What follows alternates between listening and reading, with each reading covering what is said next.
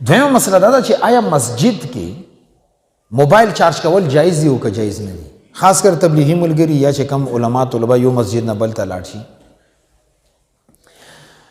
هغې کې علماو دا لیکلي دي چې مسجد کې موبایل چارج کول پکار نه دي، او که بیا ډېره مجبوري شه چارج د کړو نو بیا به د هغې یو مقدار پیسې مقرر کړي، هغه به د مسجد فنډ کې جمع کړي. اگر چې موبایل چارج باندې ډېره کمه خرچه کېږي، خو چې ورکوټي غلا ته د توجه ورنکړه چې خیر د هېڅ خبره نه سبا بیا سړی غټه غلا هم کوي،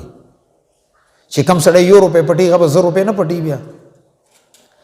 د دې وجې نه علماو دا لیکلي دي چې مسجد کې موبایل چارج کولو سره یا مسافر راغلو هغې چارج کړو نو هغه به یو مقدار یو پیسې به خپل اندازه ولګي چې ما موبایل چارج کېدو باندې دومره خرچه کېده، هغه پیسې به د مسجد فنډ کې جمع کړي، او که نه وي اکثر مساجدو کې دا بکسې لګېدلي هغې کې هغه پیسې واچوو. مدرسه کې هم دا حکم دی، کچری د مدرسې د انتظامیې طرف نه د موبایل چارج کولو اجازه تو نو بیا طالب علم د اجازه شته موبایل د چارج کوي، او که انتظامیې طرف نه پابندي وه د مدرسې چې کم مشران دي هغې د موبایل چارج کېدو اجازت نه کوي، بین طالب علم استعمالوي نه، دا هغه دپاره جایز نه دي.